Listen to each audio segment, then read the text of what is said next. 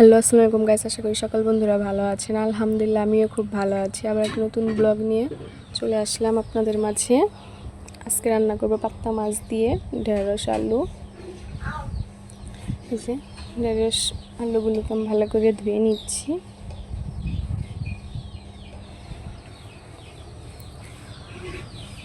ধুয়ে নিয়ে আমার হয়ে গেছে। এখন আমি কড়াইতে দিয়ে দিয়েছি কাঁচামরিচ ফালি, পেঁয়াজ কুচি দিয়ে আমি ভাজা ভাজা করে নেব।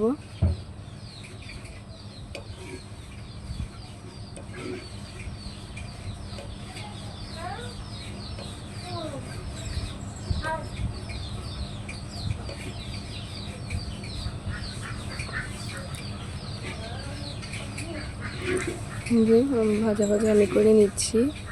এখন এর মধ্যে দিয়ে দিচ্ছি আমি আদা জিরে বাটা,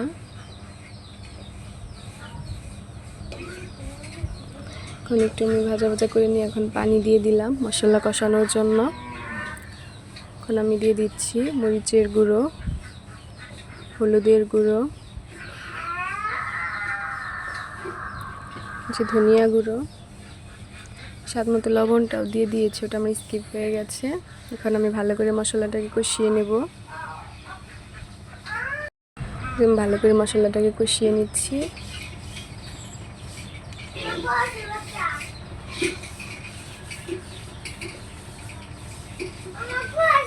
ভালো করে মশলাটা কষানো হয়ে গেছে। এখন আমি এর মধ্যে যে আলু দিয়ে দিলাম, কারণ আলুগুলোকে আমি আগে কষিয়ে নেব।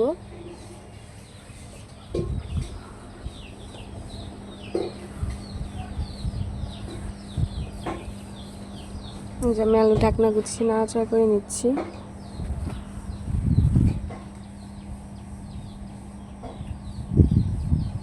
আমি আবার ঢাকনা দিয়ে দেব।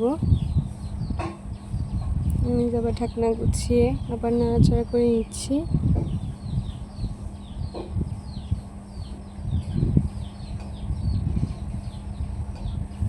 এখন আমি যে ঢেঁড়সগুলো দিয়ে দেব, ঢাকনা গুছিয়ে এই যে ঢেঁড়সগুলোকে দিয়ে দেব।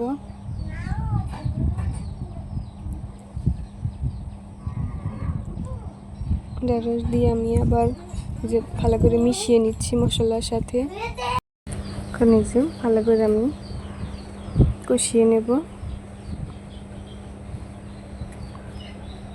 এখন আমি ঢাকনা দিয়ে ঢেকে দেব। আবার ঢাকনা গুছিয়ে এই যে নাড়াচাড়া করে নিচ্ছি।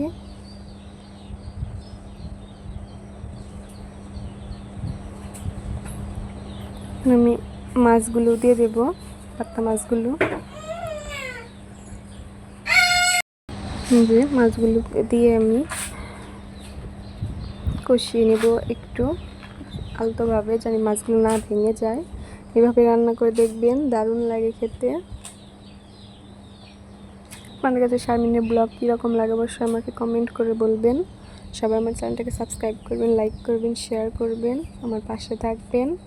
আমিও আপনাদের পাশে থাকবো।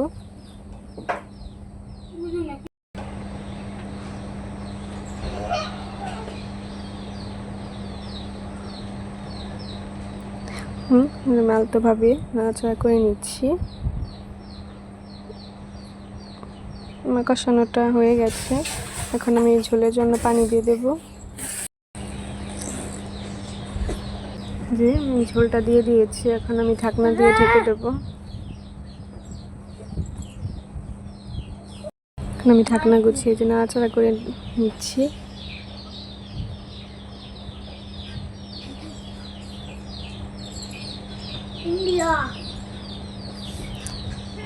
আমি আবার ঢাকনা দিয়ে দেব।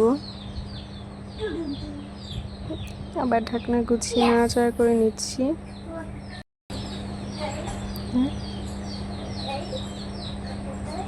আমার তরকারিটা হয়ে গেছে, এখন আমি নামিয়ে নেব। দেখেন ফাইনাল লুক এরকম হয়েছে। মাশাআল্লাহ, কালারটাও সুন্দর হয়েছে। কার কাছে কীরকম লেগেছে অবশ্যই আমাকে কমেন্ট করে বলবেন। সবাই বাসায় ট্রাই করবেন এভাবে রান্না করবার। আজকে পর্যন্তই, সবাই ভালো থাকবেন। আল্লাহ হাফেজ।